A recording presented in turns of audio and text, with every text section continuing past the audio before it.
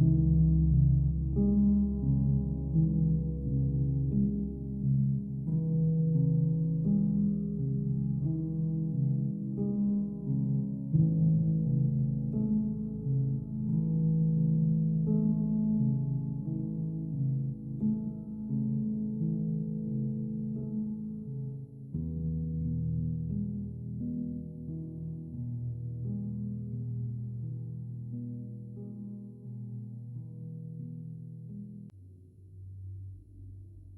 messed up. I messed up so bad. I don't know if I'm in danger or going to jail or what. But oh God, did I fuck up. I don't know how I'm going to live with myself. This all started in the break room, Wednesday. As I shoved my leftover Chinese into the microwave, Brian leaned back in his chair, inviting Dave to come over Saturday to light up the pit for his birthday. A small gathering, he said. I never get invited to those things. Never. I tell myself it's because I'm in lower management. But I know the truth. I'm awkward around people. I try too hard. Man, I used to do a mean smoked chicken back in the day. I interrupted. I had never smoked a chicken in my life. But I felt confident no one would be asking me to. Have a great party, Brian. I don't know why I butted in. I guess I was just being tired of being ignored.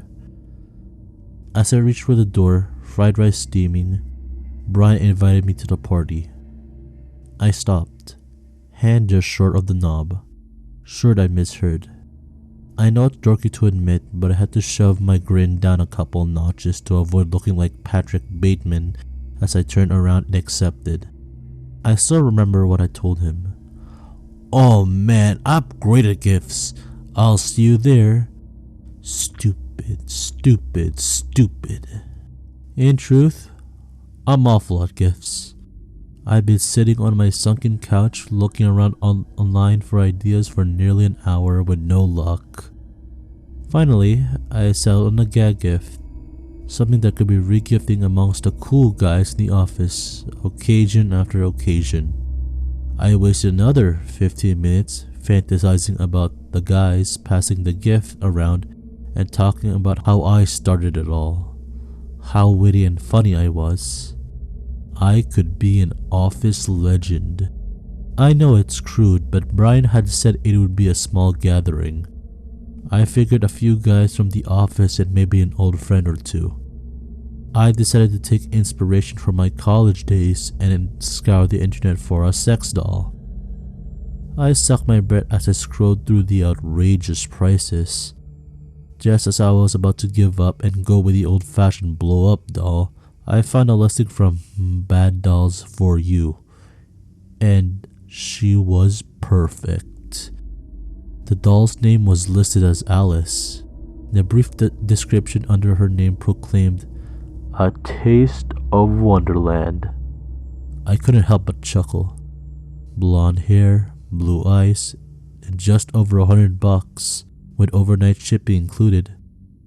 The fleeting thought occurred to me that at that price point, she might be used, but honestly, did it matter? No one was going to be partaking in any activities with her. At least I hope not. She was going to be the white elephant gift passed among the guys. She was the legacy I'd leave behind as I moved my way up to management. She was how guys would know deep down I was one of them, and they could invite me into bar crawls and parties. She would deliver me from this god-awful loneliness. God, I was so stupid. Without any more hesitation or reading, I pressed buy now. I was giddy. She was perfect. I laid in my bed that night fantasizing about the shock on Brian's face as he opened the gift. The guys would howl with laughter. They'd slap me on the back, give me high fives. It was going to be great. The following morning, I woke up with an extra pep in my step. I hummed while I ran the streamer on over my collared shirt and gave myself a foaming grin in the mirror as I brushed my teeth. As I strolled to the kitchen to grab my cup of joe, there was a swift knock at the door. It couldn't be. Not this early. And yet, when I opened my apartment door, there stood a large box. I was elated. I dragged the box quickly and slammed the door shut. In my excitement, I ripped the box open like a wild animal. I tore the package sheet off the top and paused. She was beautiful, sure, but she wasn't exactly as the ad had shown. Her blonde hair was a bit matted, like a childhood doll forgotten in the bottom of a toy box. One eye was a clear crystal blue, the other an odd yellow. Her freshly oiled bondage leather attire shone in the light. Maybe she wasn't perfect, but she'd do. With only 10 minutes before I needed to leave for work, I roughly brushed through her hair. She wouldn't win any awards, but she was smoother than before. Glancing back at the destroyed box, I realized I wasn't sure where to put her. My first thought was just to leave her out. But what if there was a maintenance emergency? I didn't want the office to think I was weird. I bit my lip and settled for the closet. I shoved her in quickly and went out the door. Work dragged on. Everything seemed so trivial, knowing that the work I had cut out for me at home. I had decided to pull Alice's hair into pigtails to further smooth her hair and give her another once over to make sure I hadn't missed anything else in my morning fumble with her. The guilt of cutting out 15 minutes early from work didn't haunt me like it generally would. I swung my apartment door open and bellowed, "Honey, I'm home!" My chuckle was cut short as I entered my bedroom and found Alice lying on top of my comforter on my bed. I froze. Something had been in my apartment and they had moved her. I slowly approached the bed, looking Alice over. She had certainly looked the same, but nonetheless, I decided to call the office to see if maintenance had been through. According to the impatient woman who answered, no one had entered my apartment. An eerie feeling swept over me, but I figured in my excitement this morning, I'd opened the closet door, but for some reason laid Alice on my bed. I was excited and I must have been in a rush. I'm forgetful sometimes. Regardless, my enthusiasm had withered. I pulled and smoothed Alice's hair into pigtails before placing her in the closet and firmly shutting the door. The more I thought about it, the more it made sense that I'd been careless this morning. I'd spent a good chunk of the night lost in thought about my perfect surprise. I just hit the hay a little earlier tonight. I'd power through tomorrow, and the following day was the party. After a quick TV dinner, I slid into bed. The thought of Alice laying there, staring up at the ceiling, returned. I rolled over a few times, but eventually, sleep came. I jerked awake suddenly to the terrible certainty that someone was staring at me. I was cemented on my back and my eyes fluttering quickly at the ceiling. As my eyes adjusted, I could make out something hovering a few inches from my face. I stifled a scream as I slowly turned my head towards the figure in the dark. Alice was bent down on all fours, with her mouth stretched open as far too wide as for what she was intended for. Something in my brain, something primal that helped my ancestors survive in the forest with the carnivorous beast, told me with great certainty if I hadn't winked when I had, she'd have eaten me. Her mouth would have continued to pop and stretch like a snake, and she'd have swallowed me whole. I shoved her hard and leapt onto my feet on the other side of the bed. Terror gripped me as I scrambled to escape my bedroom. I threw my gaze back into my room, expecting Alice to be yanking at the knob from the other side with her jaw jingling unhinged at her chest. But nothing moved through the crack in the door. I flipped the light from the other side of the doorway and waited. I held my breath, but I couldn't hear anything over the roaring of my blood pressure in my ears. Slowly, I cracked the door completely open. I climbed back into bed and leaned over to see Alice sprawled out on the floor. Her head was turned sideways at an angle that begged a broken neck. Her yellow eyes stared dreamily under my bed. She looked different, paler, almost gray. Her youthful cheek was now sunken. She looked long since dead. "Hey!" I yelled. I didn't expect her to answer, but there was a flood of relief when she didn't flinch. She won't move as long as I'm watching her. I didn't know where the thought came from, but I knew it to be true. I reluctantly booted up my laptop. I realized far too late that I should have read the rest of the ad. Something was very, very wrong with this doll. Alice was marked as out of stock, but the ad was still there to read. "A taste of Wonderland. The perfect doll for your enemy. Let her ravishingly good looks lull them into a false sense of security before this sweet Alice transforms into a cutthroat queen of hearts. Off with the heads. Just 3 days until your sweet, sweet revenge.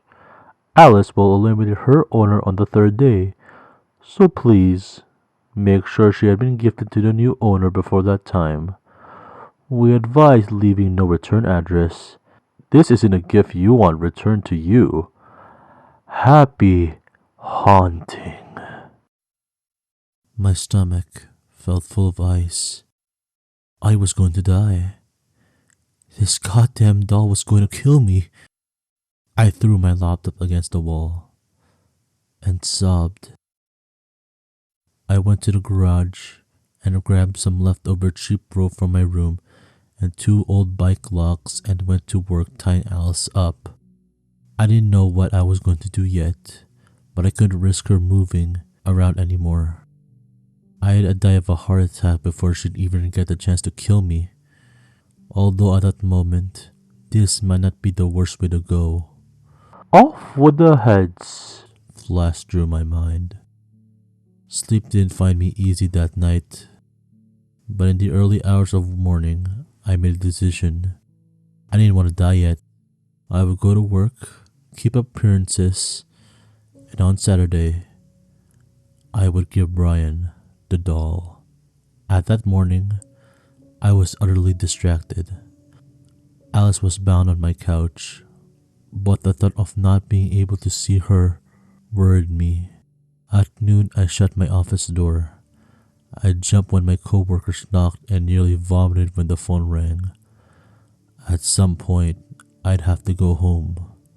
At some point, I'd wrap Alice up, stick a shiny bow on her, and give her to Brian. At some point, I'd be a murderer. Despite my want to get everything over with, I find myself the last to leave the office. I stopped quickly at the store for wrapping paper. I meant to go straight home after and deal with Alice, but I stopped at the bar for a few drinks first. Lightly stumbling, I entered my home. As I flicked on the light, my heart shot out of rhythm. I slammed my fist against my chest twice before the cramp in my chest subsided. Alice wasn't how I left her. She stood in the center of the living room, with her head tilted back, one hand raised in a fist, holding a butcher knife ready to thrust open the ceiling like a victor's battle sword. She looked more rotted corpse than beauty. I'd had enough of this fucking doll. I pried the butcher knife from her gnarled hand and laid her down on the floor. I had no thoughts as I wrapped her. When I was done, she resembled a dead body wrapped in a tacky wrap paper instead of sheet. Happy fucking birthday indeed. I couldn't wait anymore.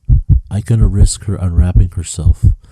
I took Alice with me and propped her against the garage wall as I reclined the passenger seat all the way and shoved her inside. I had no idea what I'd tell law enforcement if I was pulled over, but I couldn't risk not keeping an eye on her. Just after 11:45, I cut my headlights as I pulled in front of Brian's house. I nearly left. I started to cry again. I'd even switched the car back into drive when my foot pushed heavily on the brake, but the wrapping paper faintly rustled. Exhausted and bordering on a psychotic break, I shoved the shifter back into the park and got out of the car.